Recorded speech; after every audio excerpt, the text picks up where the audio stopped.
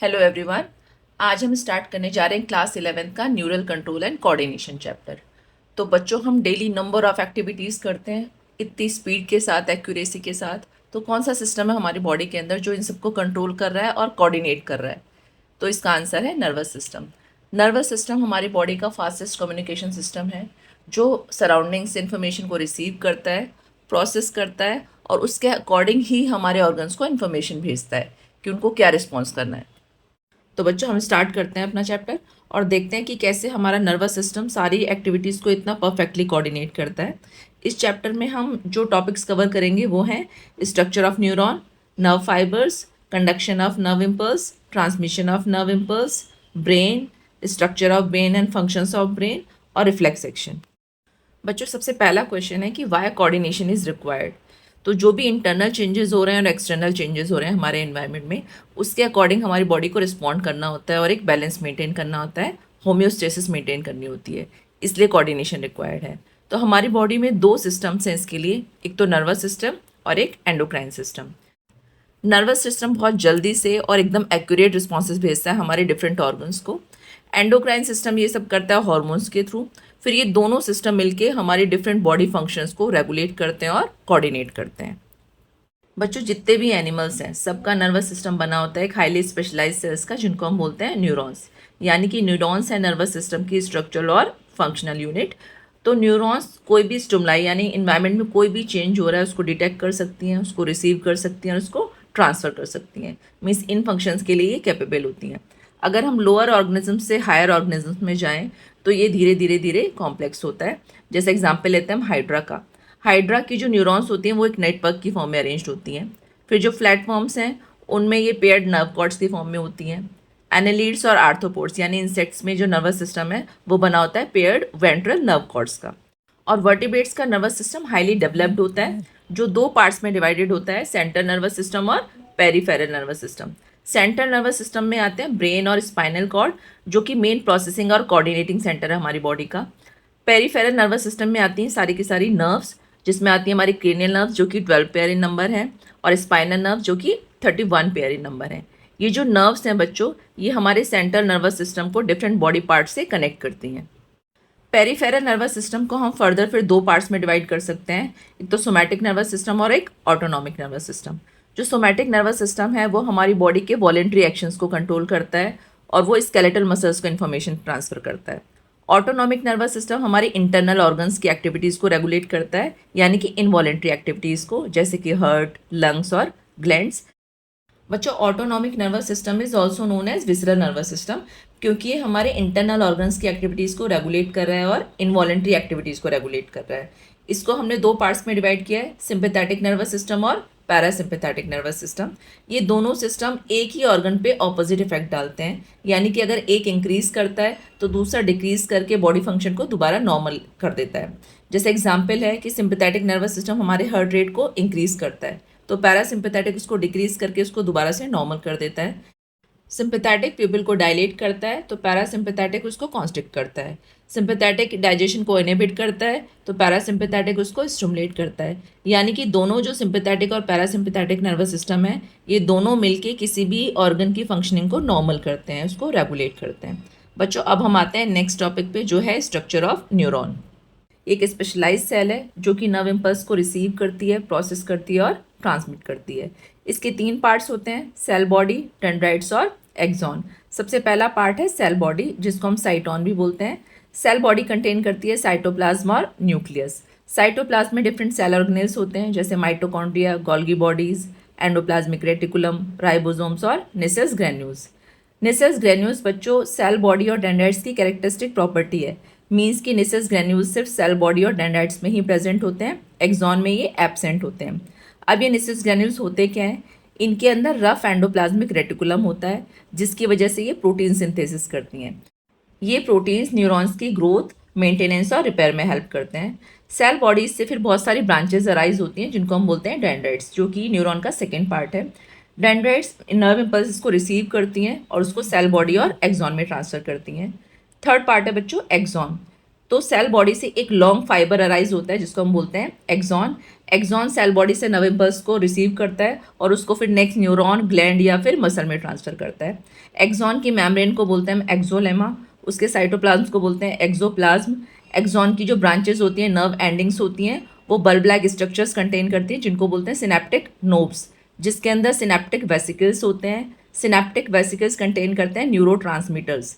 Neurotransmitters एक neuron से दूसरे न्यूरॉन में नर्व इम्पल्स को ट्रांसफर करने में हेल्प करते हैं अक्रॉस अ साइनेप्स। साइनेप्स होता है बच्चों कनेक्शन बिटवीन टू न्यूरॉन्स। तो एक न्यूरॉन में जब नर्व इम्पल्स आती है तो दूसरी न्यूरॉन में वो ट्रांसफर होती है केमिकली थ्रू न्यूरोट्रांसमीटर्स। इसके अलावा एक और स्ट्रक्चर प्रेजेंट होता है एक्सॉन पे, जो है माइलिन शीथ। एक्सॉन में श्वान सेल्स होती हैं जो माइलिन शीथ की फॉर्मेशन करती हैं, जो कि एक इंसुलेटेड लेयर है जो लिपिड्स की बनी हुई है। कहीं कहीं पे माइलिन शीथ एब्सेंट होती है, जिन प्लेसेस को हम बोलते हैं नोड्स ऑफ रेनवियर। अब नंबर ऑफ एक्सॉन्स और डेंड्राइट्स के बेसिस पे हमने न्यूरॉन्स को 3 टाइप में डिवाइड किया है, यूनिपोलर, बाइपोलर एंड मल्टीपोलर। सबसे पहला टाइप है हमारा यूनिपोलर न्यूरॉन्स, जिनमें एक एक्सॉन प्रेजेंट होता है और डेंड्राइट एब्सेंट होते हैं। ये प्रेजेंट होता है एम्ब्रियोनिक स्टेज पे। सेकेंड टाइप है बाइपोलर न्यूरॉन्स, जिनमें एक एक्सॉन होता है और एक ही डेंड्राइट होता है। ये प्रेजेंट होता है रेटिना ऑफ आई में। और थर्ड टाइप है हमारा मल्टीपोलर न्यूरॉन्स, जिनमें एक एक्सॉन होता है और नंबर ऑफ डेंड्राइट्स होते हैं। ये most common type of neuron है जो कि सेरेब्रल कॉर्टेक्स में प्रेजेंट होता है। न्यूरॉन के स्ट्रक्चर के बाद बच्चों अब हम डिस्कस करते हैं types of nerve fibres. 2 type के नर्व फाइबर्स होते हैं, माइलिनेटेड और नॉन माइलिनेटेड। सबसे पहला टाइप है माइलिनेटेड नर्व फाइबर्स।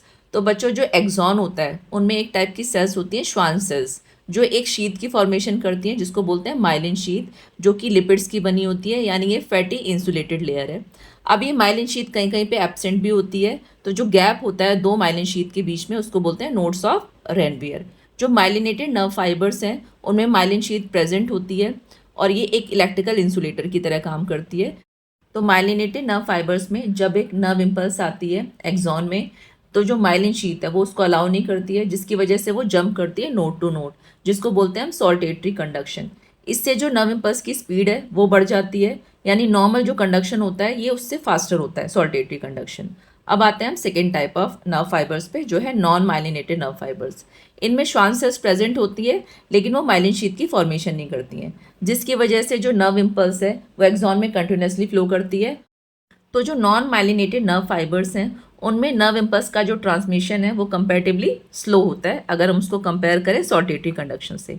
बच्चों दोनों टाइप के जो नर्व फाइबर्स हैं, चाहे वो माइलिनेटेड हो या नॉन माइलिनेटेड हो, दोनों ही नर्वस सिस्टम में एक इंपॉर्टेंट रोल प्ले करते हैं। बस माइलिन शीथ की प्रेजेंस नर्व इम्पल्स का जो ट्रांसमिशन है उसको फास्टर बना देती है और उसको एफिशिएंट बना देती है।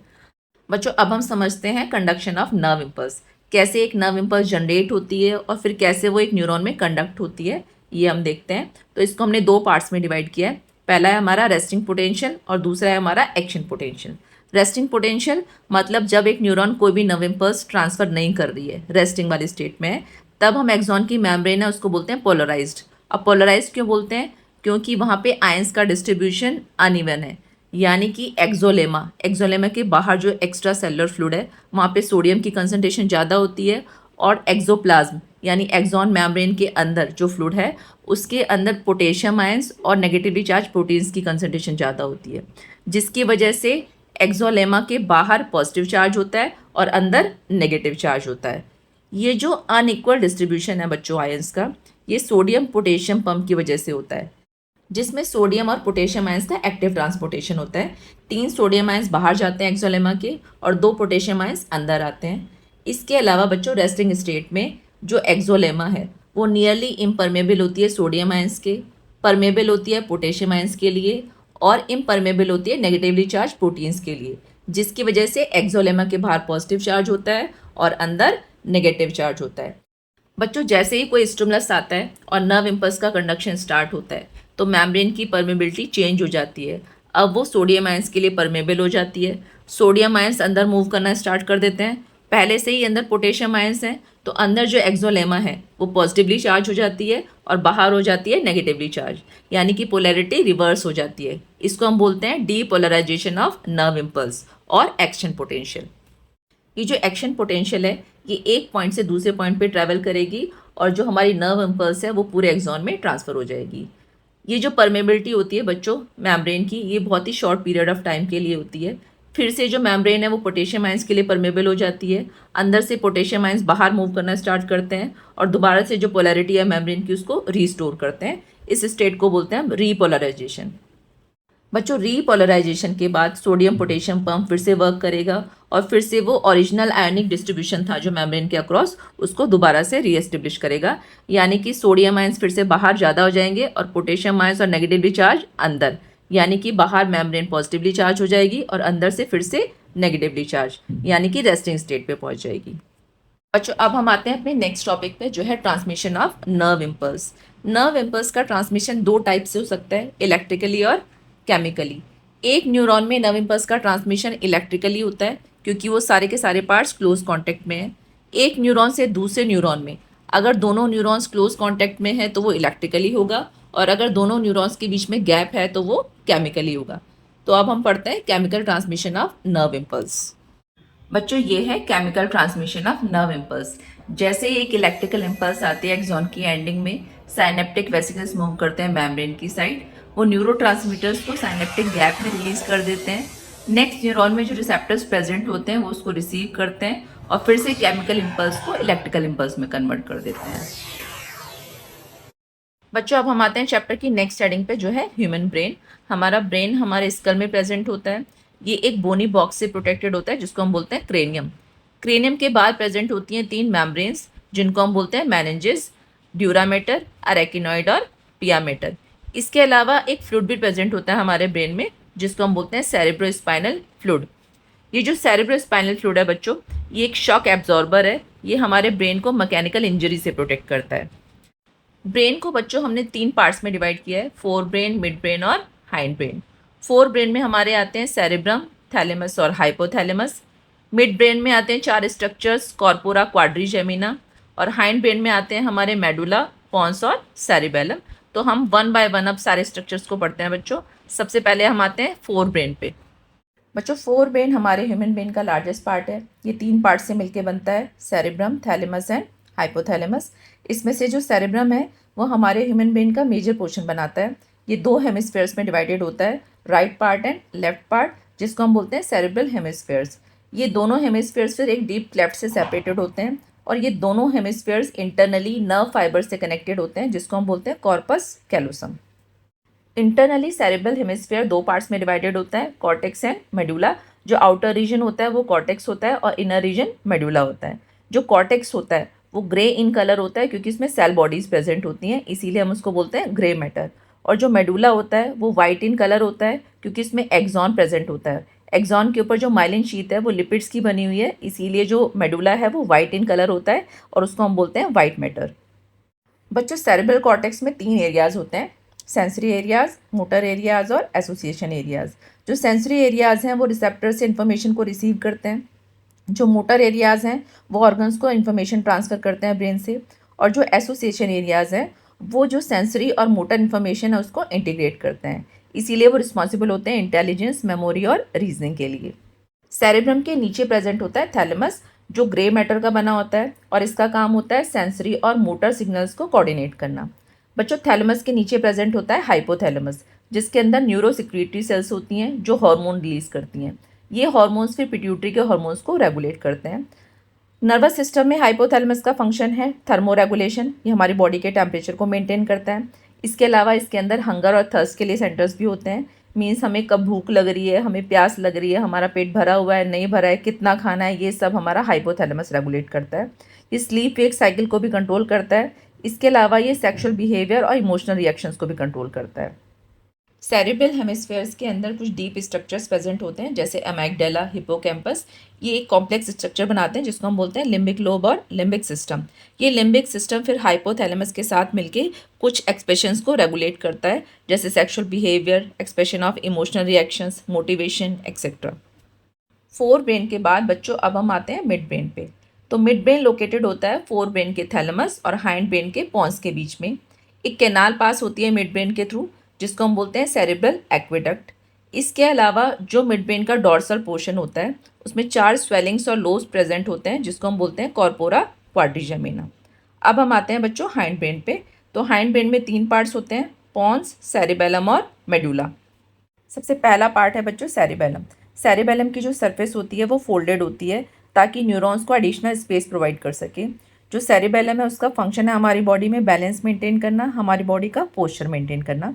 नेक्स्ट पार्ट है हमारे हाइंड ब्रेन का पॉन्स, जो कि फाइबर ट्रैक्ट से मिलके बनता है और ये हमारी ब्रेन के डिफरेंट रीजन्स को कनेक्ट करता है, यानी कि ये ब्रिज की तरह काम करता है जहाँ पे डिफरेंट पार्ट से नर्व इम्पल्सेस ट्रांसमिट करती हैं। और हमारे ब्रेन का लास्ट पार्ट है मेडुला ऑब्लोंगेटा, जो हमारे ब्रेन का लोअर मोस्ट पार्ट भी है। ये कंटिन्यू होकर स्पाइनल कॉर्ड में कन्वर्ट हो जाता है। ये हमारी बॉडी की बहुत सारी इनवॉलेंट्री एक्टिविटीज़ को कंट्रोल करता है, जैसे कि respiration, cardiovascular reflexes, gastric secretions, salivation, vomiting, blood pressure, इन सबको मेडुला ऑब्लोंगेटा कंट्रोल करता है। बच्चों अब हम आते हैं अपने चैप्टर की लास्ट हेडिंग पे, जो है reflex action and reflex arc. Reflex actions होते हैं बच्चों सडन इनवॉलेंट्री एक्शंस जो हमारी स्पाइनल कॉर्ड कंट्रोल करती है।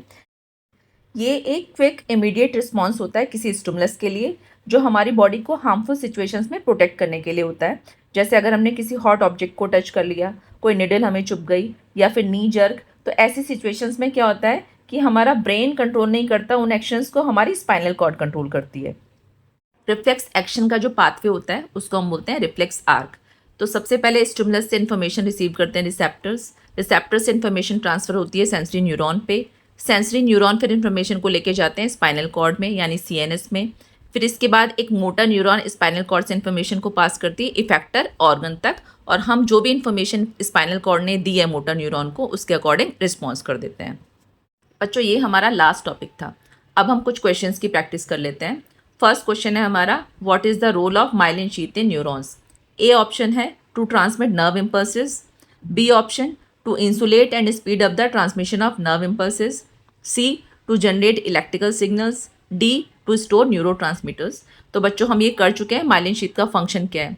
माइलिन शीथ लिपिड्स की बनी होती है, इसलिए इंसुलेशन प्रोवाइड करती है पहला तो।